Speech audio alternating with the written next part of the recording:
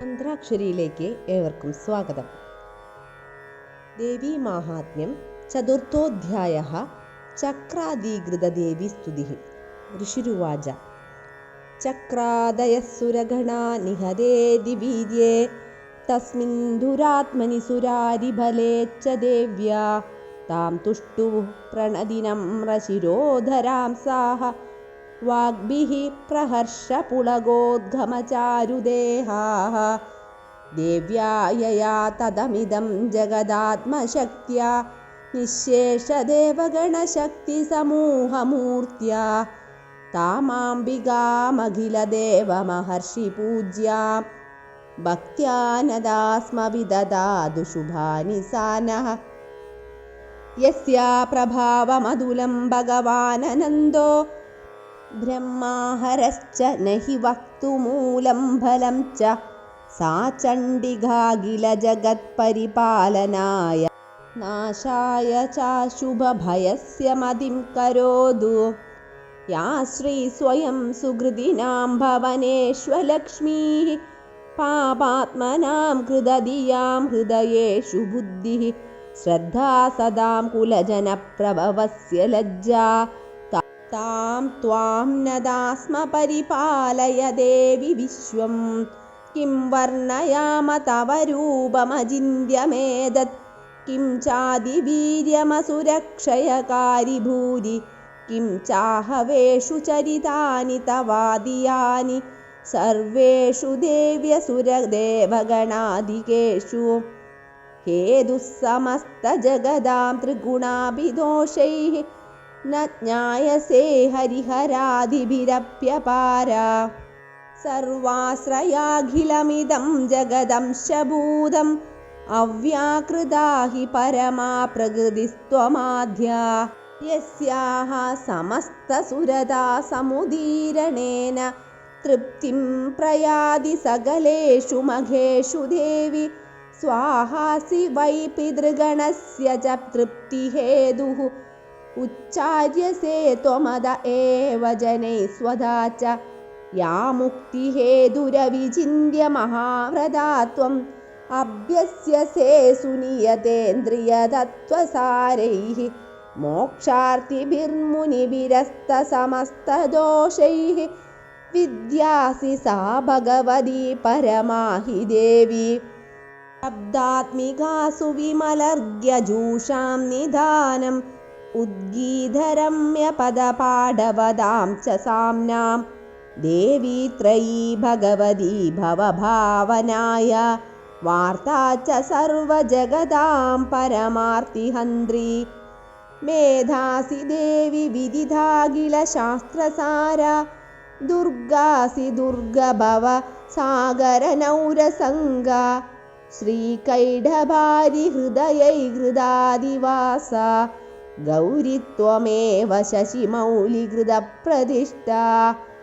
ഈശൽ സഹാസമമലം പരിപൂർണചന്ദ്ര ബിംബാനുകാരി കനകോത്തമകാന്തികാന്തം അത്യദ്ഭുതം പ്രഹൃതമാത്തരുഷാ തഥാപി വക്ത്രം വിലോക്യ സഹസാ മഹിഷാസുരേണ.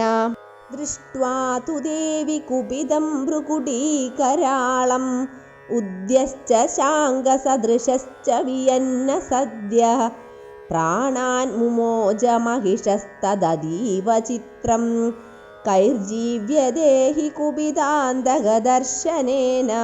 ദേവി പ്രസീദ പരമാ ഭവതി ഭവായ സദ്യോ വിനാശയസി കോ ഭവതി കുലാനി. വിജ്ഞാതമേതദധുനൈവ യദസ്തമേതന്നീദം ബലം വിപുലം മഹിഷാസുരസ്യ. തേ സമ്മദാ ജനപദേഷു ധനാനി തേഷാം യശാംസി ന ച സീദതി ധർമ്മവർഗഃ. ധന്യാസ്ത ഏവ നിഭൃതാത്മജഭൃത്യധാരാः തേഷാം സദാഭ്യുദയധാ ഭവതി പ്രസന്നാ.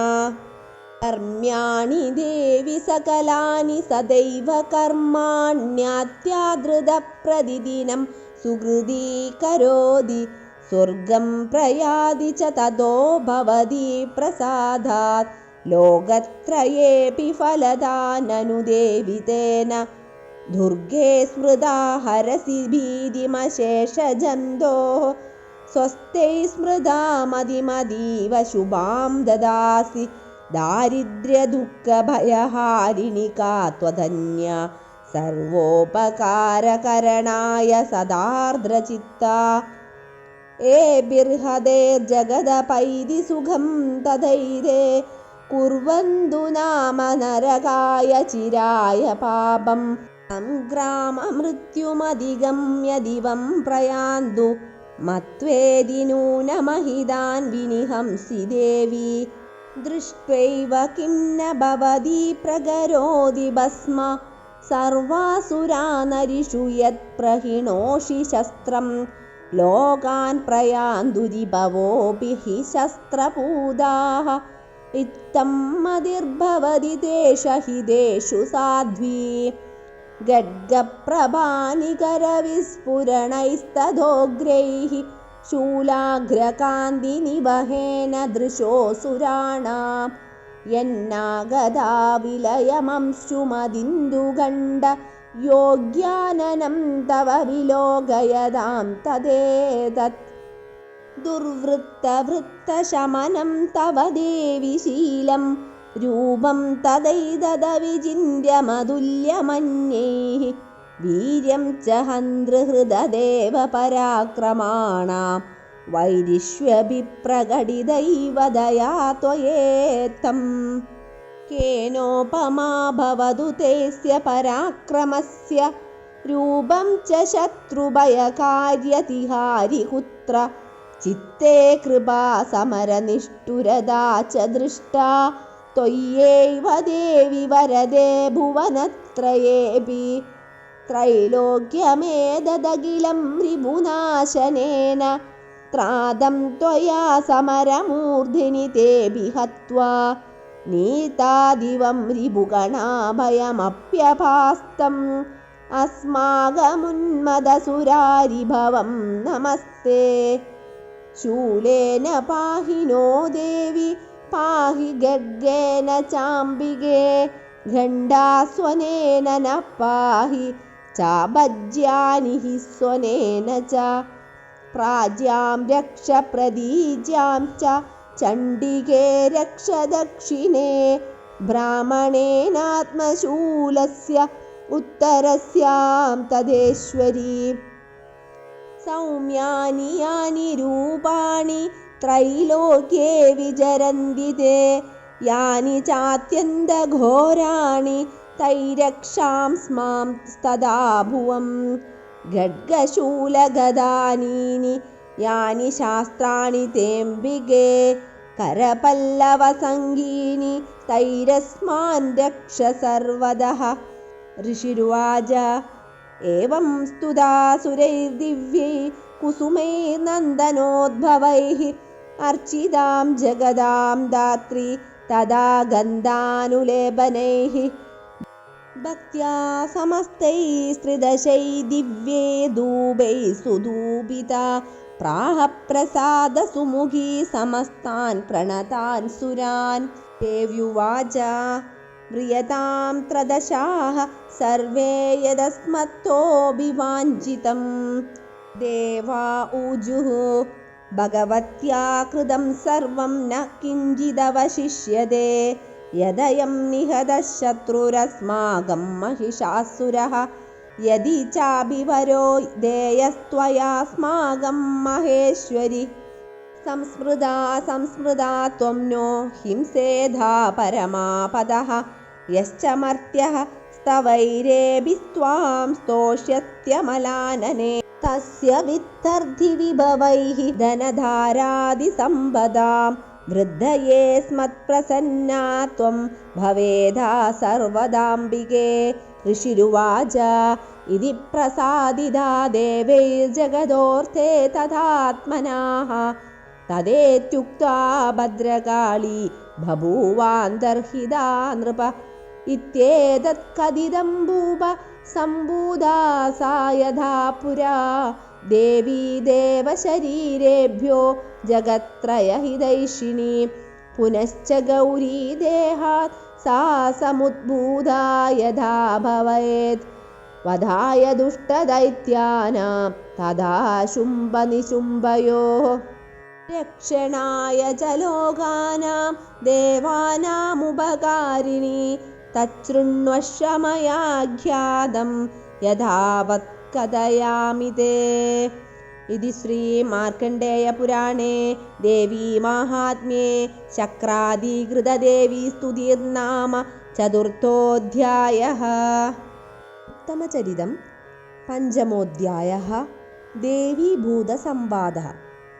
ऋषिरुवाच पुरा शुम्भनिशुम्भाभ्यामसुराभ्यां शचीपतेः त्रैलोक्यं यज्ञभागाश्च हृदामदबलाश्रयात् तावेव सूर्यदां तद्वदधिकारं तदैन्दवं कौबेरमदयाम्यं च चक्रादे वरुणस्य च तावेव पवनर्धिं च चक्रदुर्वह्निकर्म च ततो देवा विनिर्दूता भ्रष्टराज्याः पराजिताः हृदाधिकाराश्रितशास्त्राभ्यां सर्वे निराकृताः महासुराभ्यां तां देवीं संस्मरन्त्यपराजितां तयास्माकं वरो दत्तो यदा पल्सु स्मृताखिलाः भवतां नाशयिष्यामि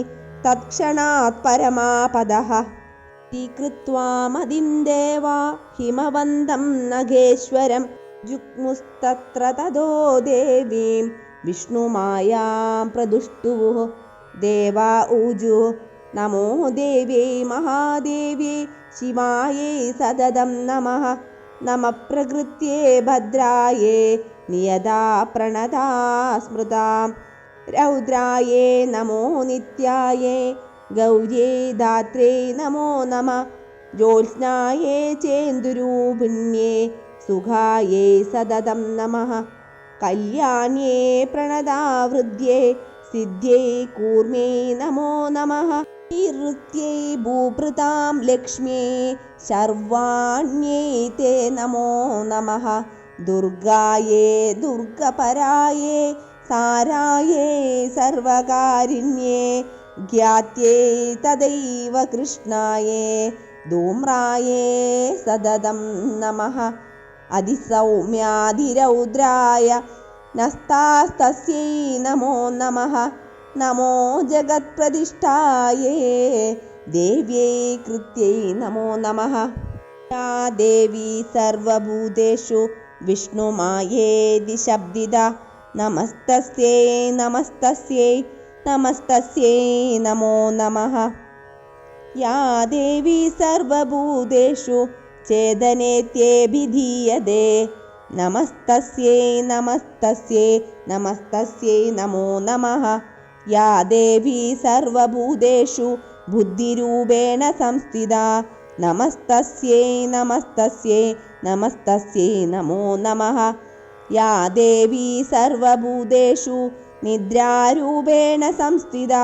नमस्तस्यै नमस्तस्यै नमस्तस्यै नमो नमः या देवी सर्वभूतेषु क्षुधारूपेण संस्थिता नमस्तस्यै नमस्तस्यै नमस्तस्यै नमो नमः या देवी सर्वभूतेषु छायारूपेण संस्थिता नमस्तस्यै नमस्तस्यै नमस्तस्यै नमो नमः या देवी सर्वभूतेषु शक्तिरूपेण संस्थिता नमस्तस्यै नमस्तस्यै नमस्तस्यै नमो नमः या देवी सर्वभूतेषु तृष्णारूपेण संस्थिता नमस्तस्यै नमस्तस्यै नमस्तस्यै नमो नमः या देवी सर्वभूतेषु शान्तिरूपेण संस्थिता नमस्तस्यै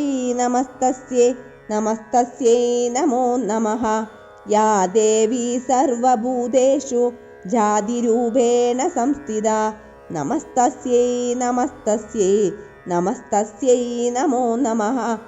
യാ ദേവി സർവഭൂതേഷു ലജ്ജാരൂപേണ സംസ്ഥിതാ നമസ്തസ്യൈ നമസ്തസ്യൈ നമസ്തസ്യൈ നമോ നമഃ. യാ ദേവി സർവഭൂതേഷു ശാന്തിരൂപേണ സംസ്ഥിതാ നമസ്തസ്യൈ നമസ്തസ്യൈ നമസ്തസ്യൈ നമോ നമഃ. യാ ദേവി സർവഭൂതേഷു ശ്രദ്ധാരൂപേണ സംസ്ഥിതാ നമസ്തസ്യൈ നമസ്തസ്യൈ നമസ്തസ്യൈ നമോ നമഃ. യാ ദേവി സർവഭൂതേഷു കാന്തിരൂപേണ സംസ്ഥിതാ നമസ്തസ്യൈ നമസ്തസ്യൈ നമസ്തസ്യൈ നമോ നമഃ. യാ ദേവി സർവഭൂതേഷു ലക്ഷ്മീരൂപേണ സംസ്ഥിതാ നമസ്തസ്യൈ നമസ്തസ്യൈ നമസ്തസ്യൈ നമോ നമഃ. യാ ദേവി സർവഭൂതേഷു വൃത്തിരൂപേണ സംസ്ഥിതാ നമസ്തസ്യൈ നമസ്തസ്യൈ നമസ്തസ്യൈ നമോ നമഃ. യാ ദേവി സർവഭൂതേഷു സ്മൃതിരൂപേണ സംസ്ഥിതാ നമസ്തസ്യൈ നമസ്തസ്യൈ നമസ്തസ്യൈ നമോ നമഃ. യാ ദേവി സർവഭൂതേഷു ദയാരൂപേണ സംസ്ഥിതാ നമസ്തസ്യൈ നമസ്തസ്യൈ നമസ്തസ്യൈ നമോ നമഃ. യാ ദേവി സർവഭൂതേഷു തുഷ്ടിരൂപേണ സംസ്ഥിതാ നമസ്തസ്യൈ നമസ്തസ്യൈ നമസ്തസ്യൈ നമോ നമഃ. യാ ദേവി സർവഭൂതേഷു മാതൃരൂപേണ സംസ്ഥിതാ നമസ്തസ്യൈ നമസ്തസ്യൈ നമസ്തസ്യൈ നമോ നമഃ. യാ ദേവി സർവഭൂതേഷു ഭ്രാന്തിരൂപേണ സംസ്ഥിതാ നമസ്തസ്യൈ നമസ്തസ്യൈ നമസ്തസ്യൈ നമോ നമഃ. ഇന്ദ്രിയാണാമധിഷ്ഠാത്രി ഭൂതാനാമഖിലേഷു യാ ഭൂതേഷു സതതം തസ്യൈ വ്യാപ്തൈ ദേവ്യേ നമോ നമഃ. രൂപേണ യാ കൃത്സ്ന മേധദ്വാപ്യസ്ഥിതാ ജഗത് നമസ്തസ്യൈ നമസ്തസ്യൈ നമസ്തസ്യൈ നമോ നമഃ. സ്തുതാസുരൈ പൂർവമഭീഷ്ടസംശ്രയാത് തഥാ സുരേന്ദ്രേണ ദിനേഷു സേവിതാ കരോതു സാനഃ ശുഭഹേതുമീശ്വരീ ശുഭാനി ഭദ്രാണ്യഭിഹന്തു ശാപദഃ. യാ സംഭ്രതം ചോദദൈത്യതാപിതഃ അസ്മാഭിരീശാ ച സുരൈർനമസ്യതേ. യാ ചാസ്മൃതാ തക്ഷണമേവ ഹന്തിന സർവാപദോ ഭക്തിവിനമ്രമൂർത്തിഭിഃ. ഋഷിരുവാച ഏവം സ്തവാദിയുക്താനാം ദേവാനാം തത്ര പാർവതി സ്നാതുമഭ്യായയൗ തോയേ ജാഹ്നവ്യാ നൃപനന്ദന.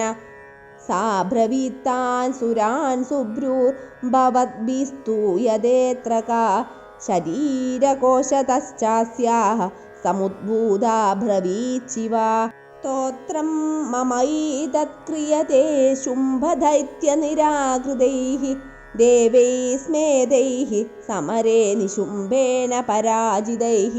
ശരീരകോശാദ്യ തത്തസ്യാ പർവത്യാ നിസ്സൃതാംബികാ കൗശികീതി സമസ്തേഷു തതോ ലോകേഷു ഗീയതേ.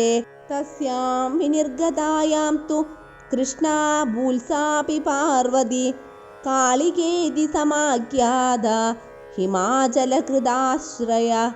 തതോംബികാം പരം രൂപം ബിഭ്രാണാം സുമനോഹരം ദർശ ചണ്ഡോ മുണ്ടശ്ച ഭൃത്യൗ ശുംഭനിശുംഭയോഃ. താഭ്യാം ശുംഭായ ചാഖ്യാത സാദീവ സുമനോഹര. കാപ്യാസ്തേ സ്ത്രീ മഹാരാജ ഭാസയന്തി ഹിമാചലം. നൈവ താദൃക് ക്വചിദ്രൂപം ദൃഷ്ടം കേനചിദുത്തമം. ജ്ഞായതാം കാപ്യസൗ ദേവി ഗൃഹ്യതാം ചാസുരേശ്വര. ശ്രീരത്നമതി ചാർവാംഗി ദ്യോതയന്തി ദിശസ്ത്വിഷ. സാധു തിഷ്ഠതി ദൈത്യേന്ദ്ര താം ഭവാൻ ദ്രഷ്ടുമർഹതി.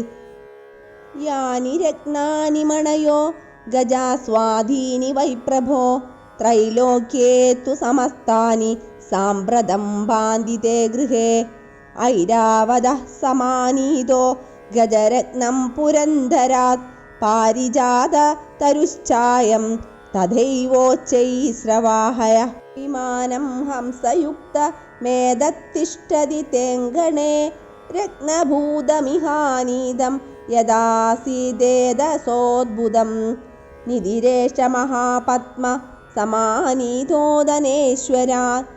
किञ्जल्किनीं ददौ चाब्धिर्मालामम्लानपङ्कजां छत्रं ते वारुणं गेहे काञ्चनस्रावितिष्ठति तथायं स्यन्दनवरोय पुरासीत् प्रजापतेः मृत्योरुत्क्रान्तिदा नाम शक्तिरीश त्वया हृदा पाशः सलिलराजस्य भ्रातुस्तव परिग्रहे निशुम्भस्याब्धिजाताश्च समस्ता रत्नजादयः वह्निश्चाभिददौ तुभ्यमग्निशौचे च वाससि एवं दैत्येन्द्ररत्नानि समस्त्यान्याहृतानि ते स्त्रीरत्नमेषा कल्याणी त्वया कस्मान्न गृह्यते ऋषिरुवाच निशम्येदि वजः शुम्भः स तदा चण्डमुण्डयोः प्रेक्षयामास सुग्रीवं भूतं देव्या महासुरम् इति चेदि च वक्तव्या सा गत्वा वदनान्मम यदा चाभ्येदि सम्प्रीत्या तदा कार्यं त्वया लघु तत्र गत्वा यत्रास्ते शैलोद्धेशेदि शोभने सा देव्यां तदः प्राहश्लक्ष्णं मधुरया गिरा भूत उवाच देवी दैत्येश्वरः शुम्भस्त्रैलोक्ये परमेश्वरः भूतोऽहं प्रेषितस्तेन त्वल्सकाशमिहागतः व्याहदाज्ञः सर्वासु यतः सदा देवयोनिषु निर्जिताखिलदैत्यारि यदाह शृणुष्व तत् मम त्रैलोक्यमखिलं मम देवावशानुगाः यज्ञभागानहं सर्वानुपाश्नामि पृथक् पृथक् त्रैलोक्ये वररत्नानि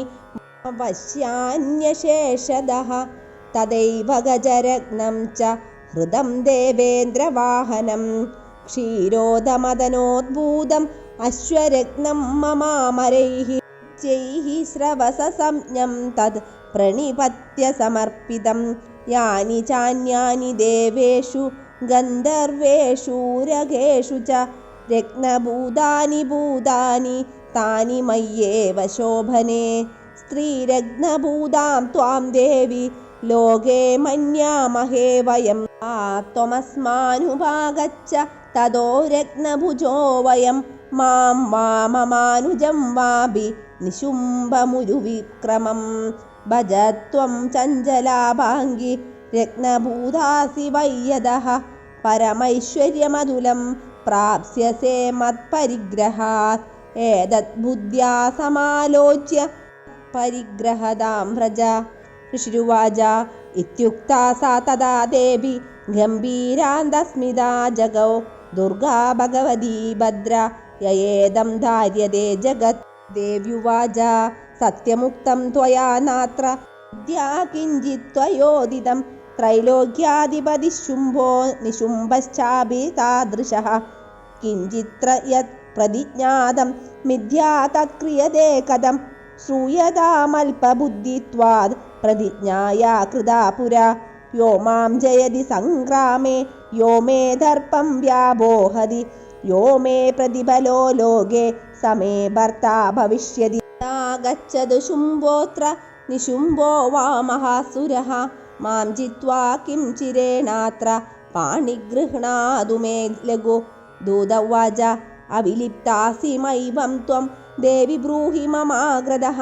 त्रैलोक्ये कपुमां सृष्टे दग्रे शुम्भनिशुम्भयोः अन्येषामपि दैत्यानां सर्वे देवानैव युधि तिष्ठन्ति सम्मुखे देवि किं पुनः स्त्री त्वमेकिका इन्द्राद्या सकला देवास्तस्तुर्येषां न संयुगे शुम्भादीनां कथं तेषां स्त्री प्रयास्यसि सम्मुखं सा त्वं गच्छ मयैवोक्ता पार्श्वं शुम्भनिशुम्भयोः केशाकर्षणनिर्धूतगौरवा मां गमिष्यसि देव्युवाच एवमेतद्बली शुम्भो निशुम्भश्चादिवीर्यमान् किं करोमि प्रतिज्ञा मे यदनालोचिता पुरा सा त्वं गच्छ मयैवोक्तं यदेतत्सर्वमादृतः तदा चक्ष्वा सुरेन्द्राय सा च युक्तं करोतु यत् इति मार्कण्डेयपुराणे